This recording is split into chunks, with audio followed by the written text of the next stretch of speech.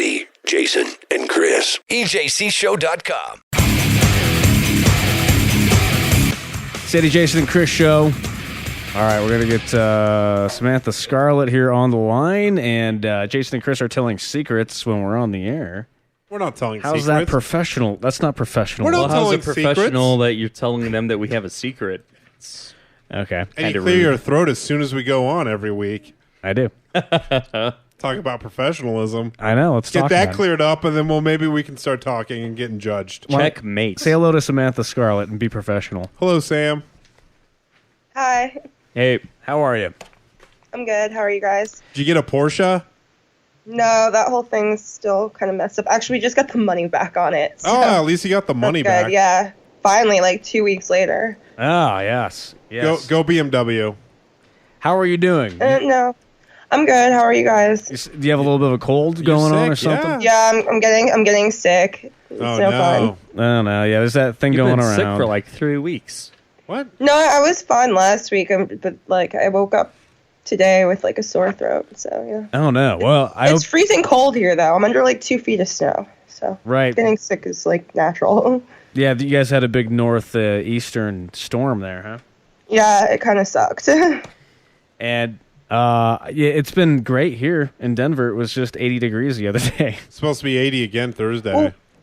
Well, what's weird is it was like on Wednesday on my birthday. It was 60 degrees out here, which 60 in New Jersey is like, or New York is really warm. And then by like midnight, it was snowing. So, and then we had like 2 feet of snow on Thursday. So the weather's kind of strange here. The weather's been strange all season, I must say. Climate change. Yeah. Global warming. It's real. Or maybe it's HARP. Or maybe it's HARP. Yeah. Or maybe it's HARP. So this week we're gonna do something a little bit different, right? You're bringing Yeah, in. I thought like let's take a break from the paranormal stuff, especially like maybe because the Church of Scientology and whatever. We don't need to be controversial every week. So I thought this week let's do a musical guest for my segment. Okay, and who are you bringing on? I'm bringing on Stephen Pearcy from Rat. Stephen Pearcy from Rat. This is pretty cool. Yeah. What made you want to bring on Stephen Pearcy? This is really cool. I never thought he'd ever come on the show, or we'd have. I don't know, the opportunity to talk to him. he and I are like on Twitter together, and I thought, I'll message him. He has a new album out, see if he wants to come on the show, and he agreed. So. And the new album is with Rat, correct? I was looking over. No, he has a solo album out, but Rat are reuniting. Right, that's what and they have like they're in some like legal battle over their name. I think it's something kind of like the whole thing with Queensryche. So yeah. Right. Okay. All right. Well, let's get. Well, we have a couple minutes here before we can talk to him. But are you a big Rat fan? No, not really. I mean, like I like a lot of that '80s stuff, but you know me, I'm like more into the '90s grunge. But I'm totally familiar with it. That's just like fun to listen to at a bar, though. Like like in New York City, I used to go to these parties, and they'd always play like Rat or Poison or Motley Crue and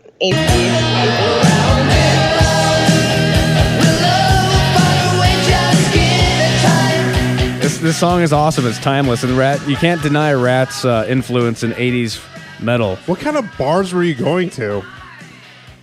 In New York? I don't know. There's like parties. Like I know this club promoter who's like 30, but he does like 80s metal themed parties, and everybody dresses up kind of like Motley Crue or Rat from the 80s for the parties. It's fun. Love that. Love that. This guy's lived an awesome life, and it's gonna be cool to talk to him. Let's get him on the phone here. This is it's gonna be quite the honor, actually. This is a rock and roll legend, and a guy who's seen a lot. Here we go. Yeah. We'll call him up here live on the show. Hopefully he didn't forget about us.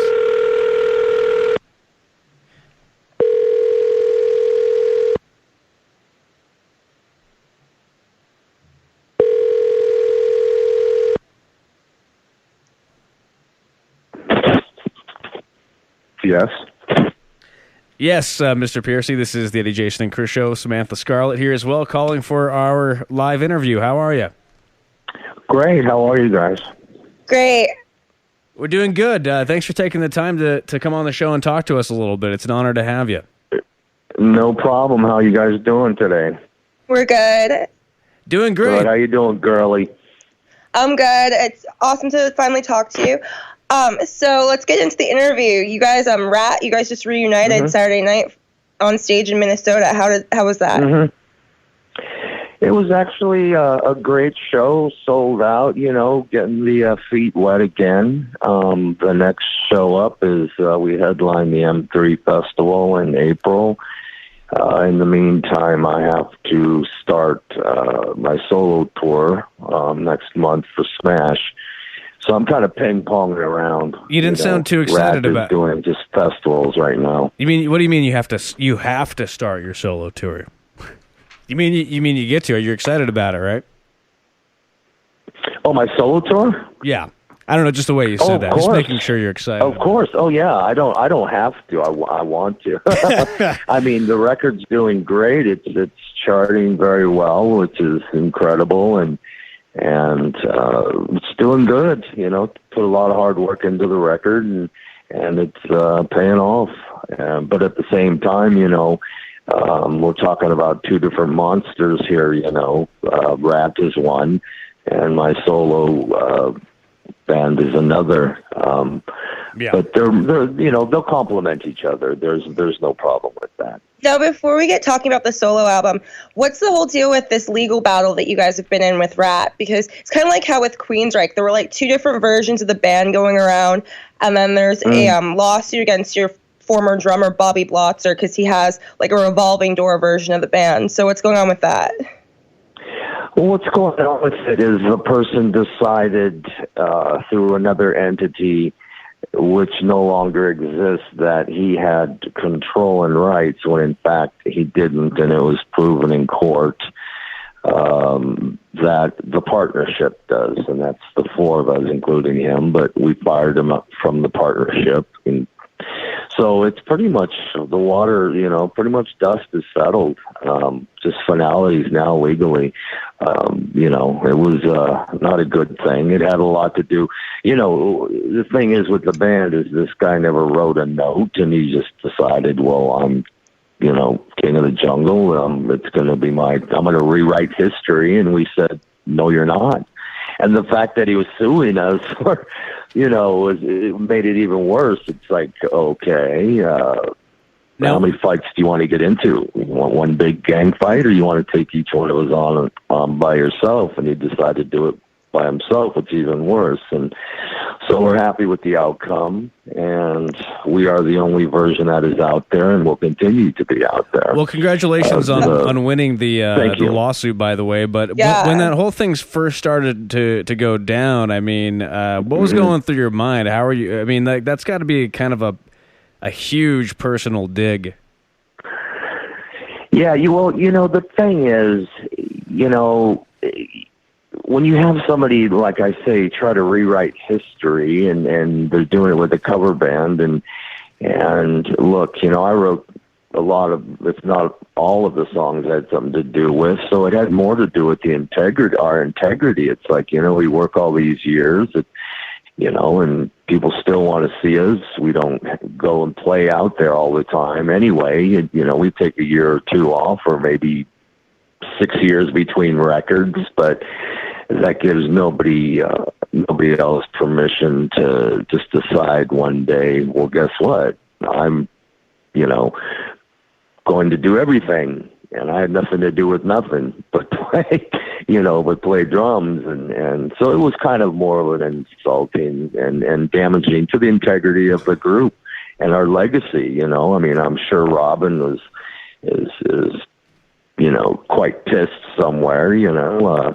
The band will never be the same without him, but I'm sure he's not lying peacefully right now, or he is now, but when this is going on, But dust is settled, and that's pretty much how we leave it.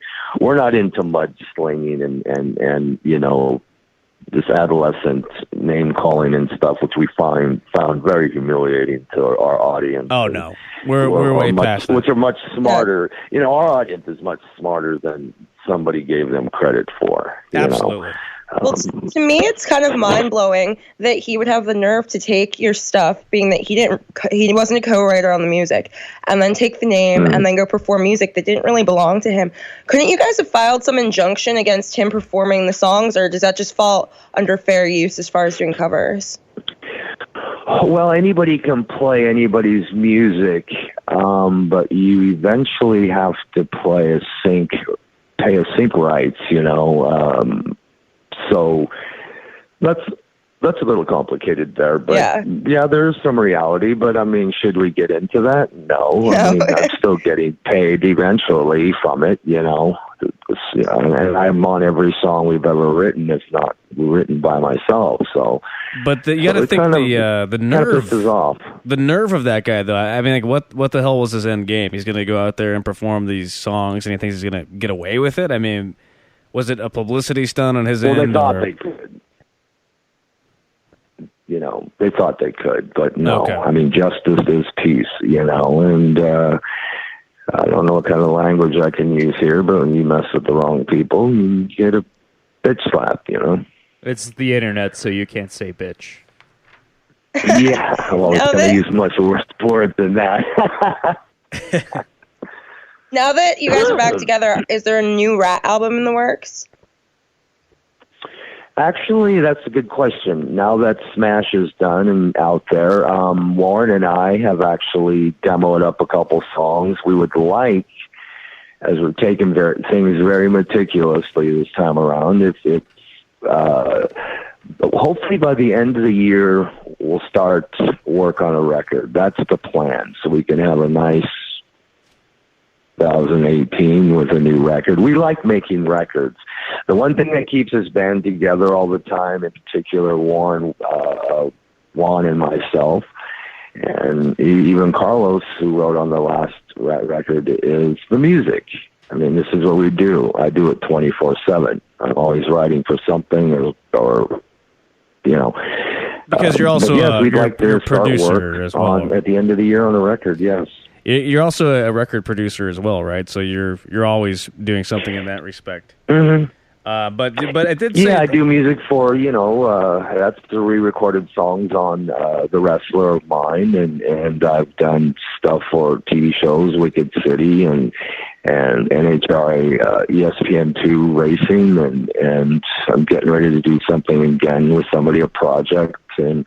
I like that kind of stuff, I mean, I just don't yell at people for a living, Well, we do here, so. So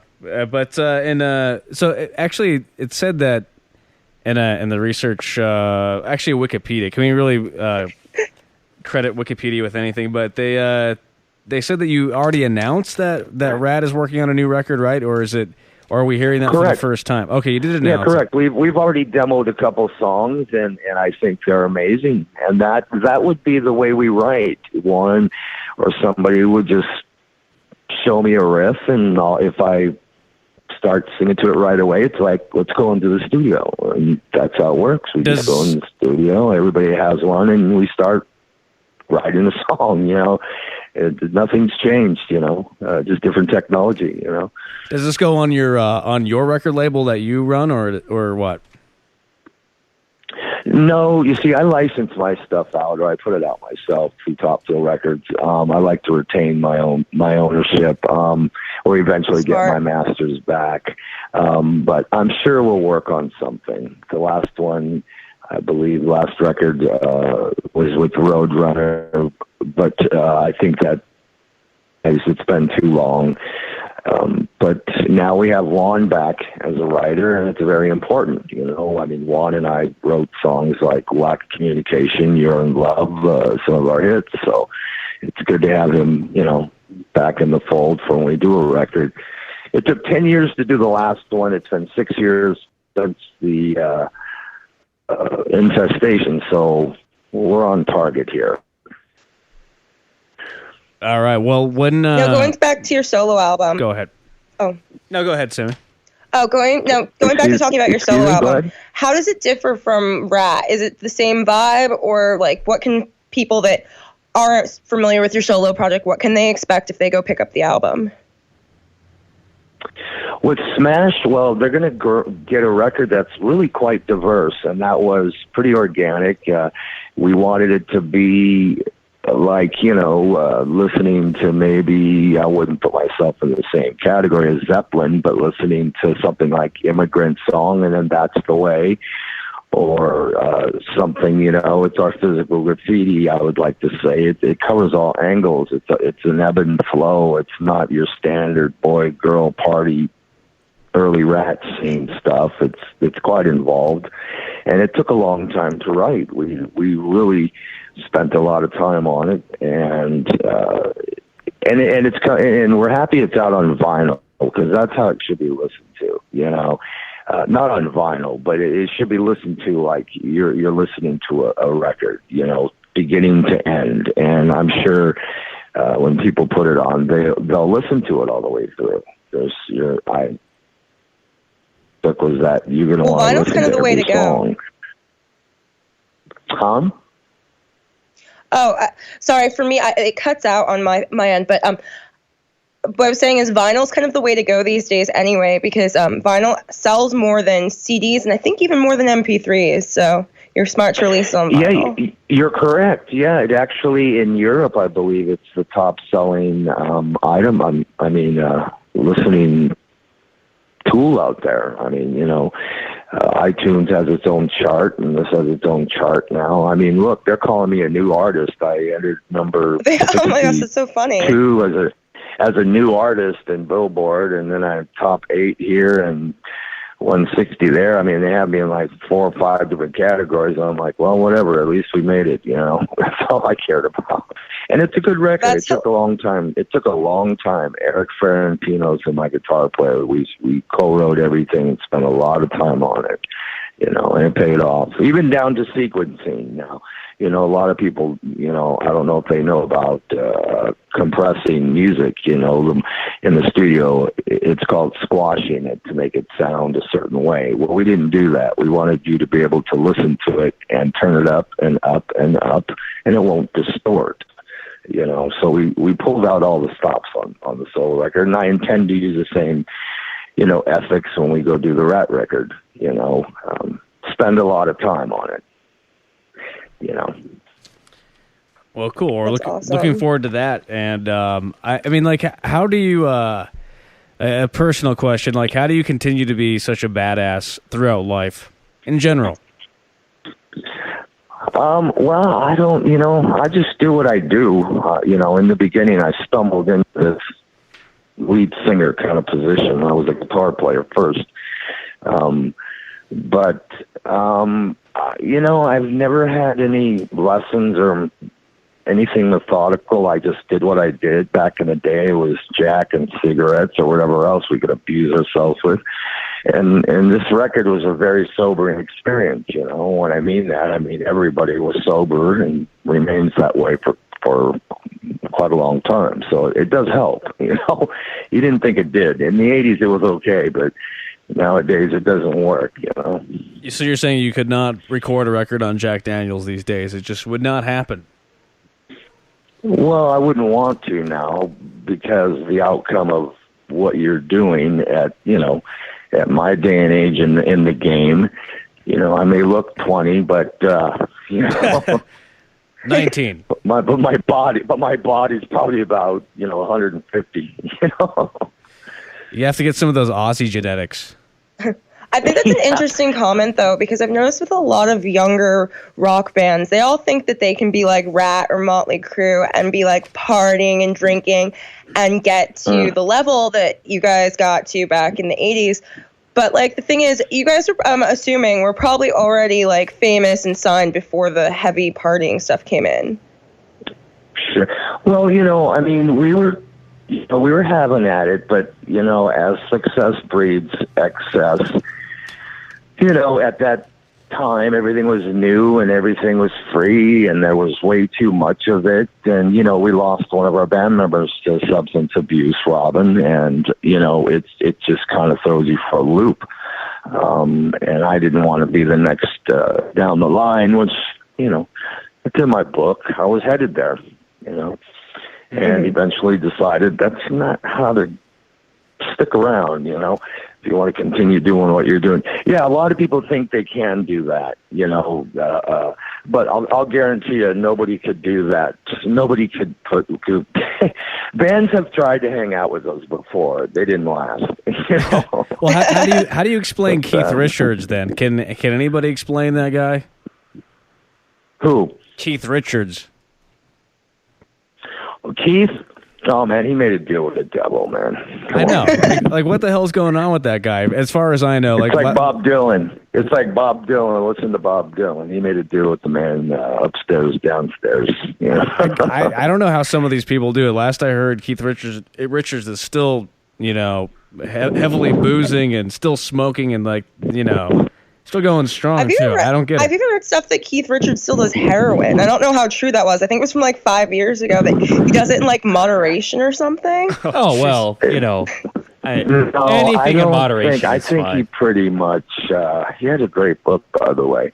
I think he pretty much just called it a day there. And you know, when you're into something that long, and you're really not ready to, I mean, he's got a great book. I mean, it's got some interesting tales about how he kicked it.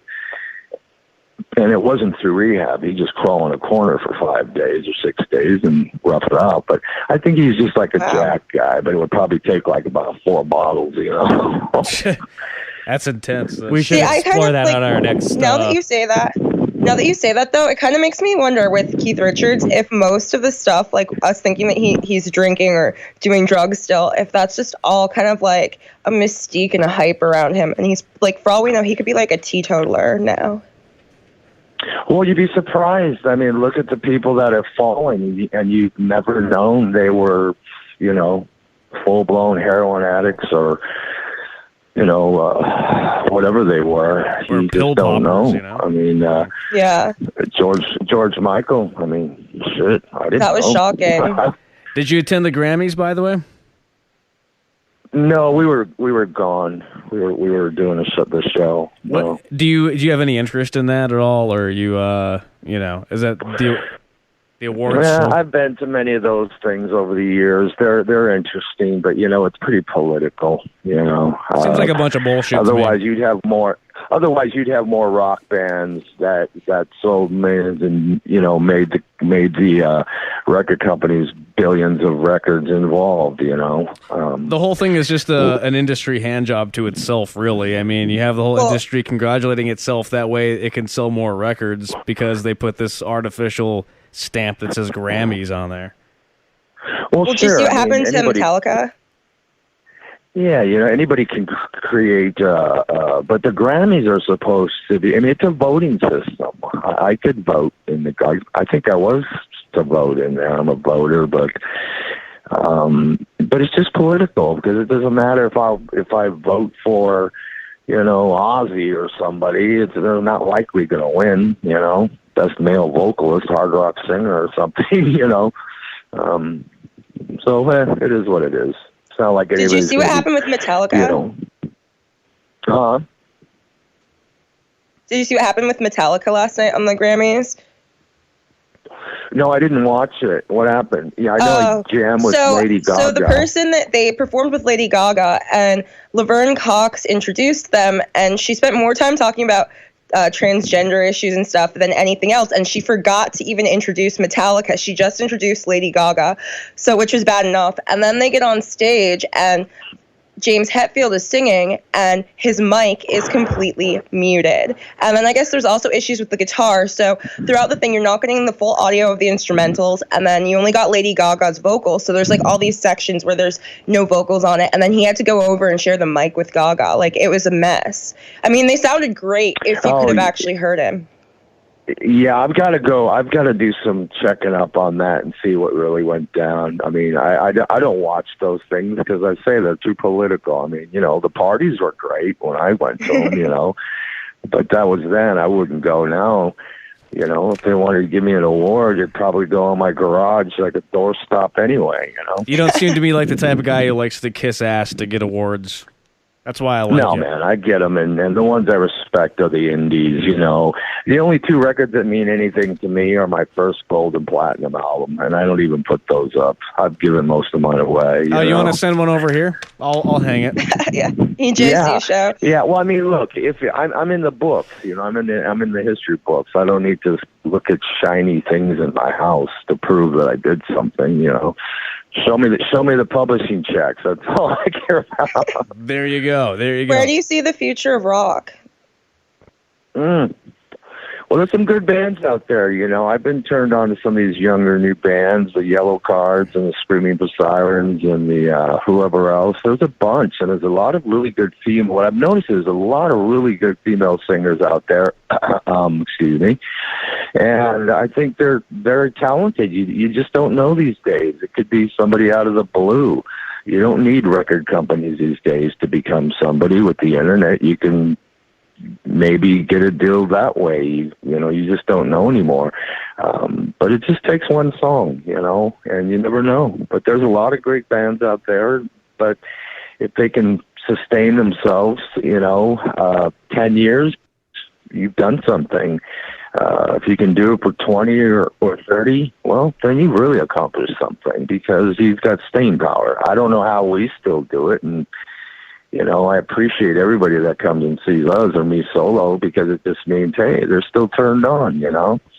To me, it's just, you know, I've always had this motto, you know, 100 people, 1,000, 10,000, it's a party. You want to go, go. I'll entertain you. I have a good time, you know.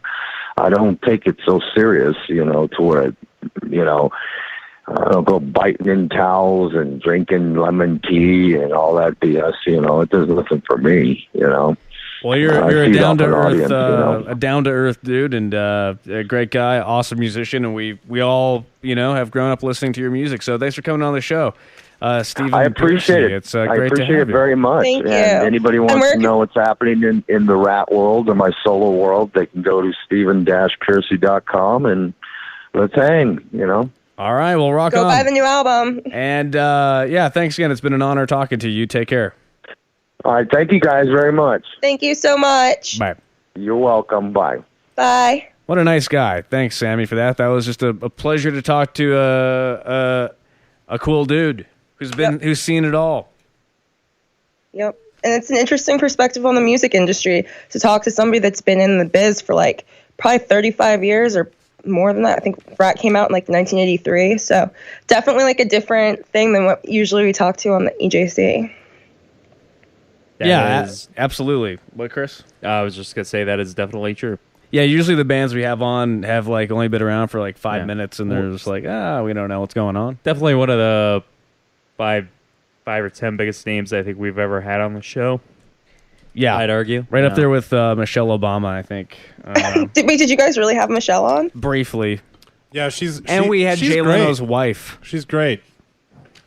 But I don't know. Well, are we going to get back to some conspiracies next week, do you think? Yeah, I think so. Okay. I propose, how the hell is Keith Richards still alive? I bet there's some weird paranormal shit going on there. Maybe he got some like voodoo or something spelled on him when he was shooting Pirates of the Caribbean. Sacrificing babies, who knows? Let's not go there. Getting in the controversial topics again. Pizzagate. Oh, God. Oh, maybe we should talk about Pizzagate. Is there somebody we can get on the show? Oh, my God, no. Let's not touch that one. I don't want to be on, like, the Hillary Clinton kill list. Oh, well, yeah. Although I think Hillary Clinton has a kill list? Google. We'd be pretty far down that list. She wants to kill a lot of people. She's a massive serial killer. According to Google, there's people that pretty much allege that. So. She's the most dangerous human being in history. Yeah, pretty much.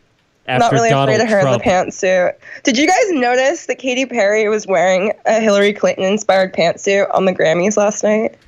Oh, I didn't notice that, but I did notice that she was looking a lot like Lady Gaga for some reason.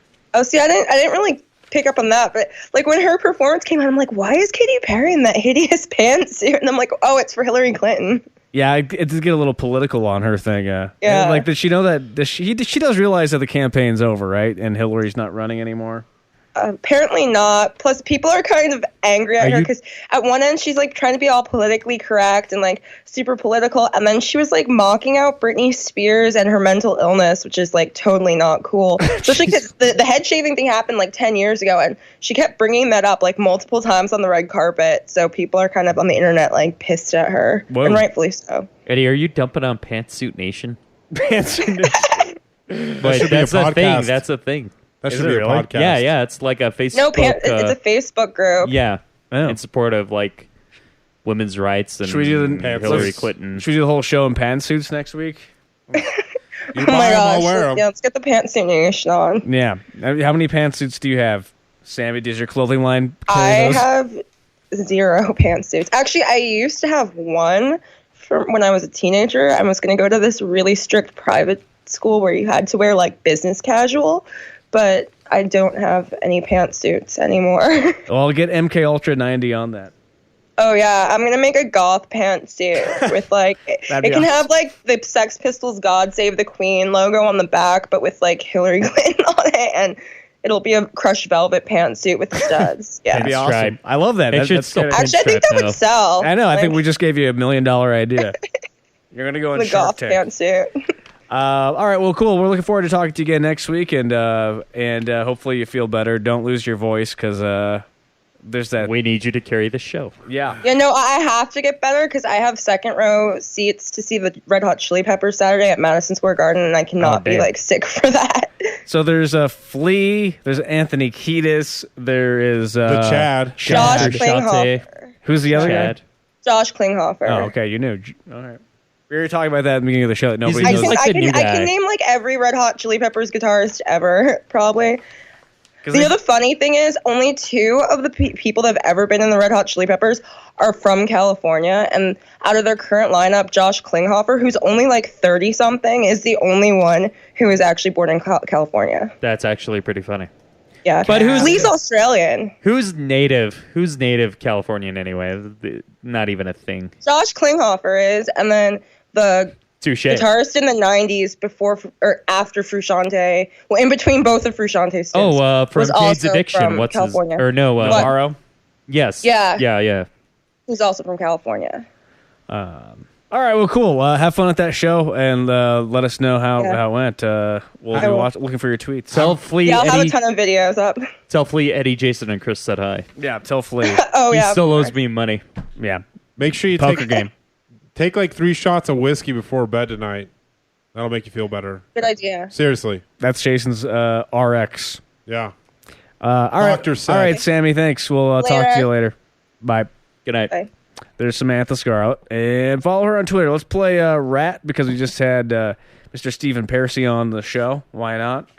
We've never had an excuse to play this song, so let's do it.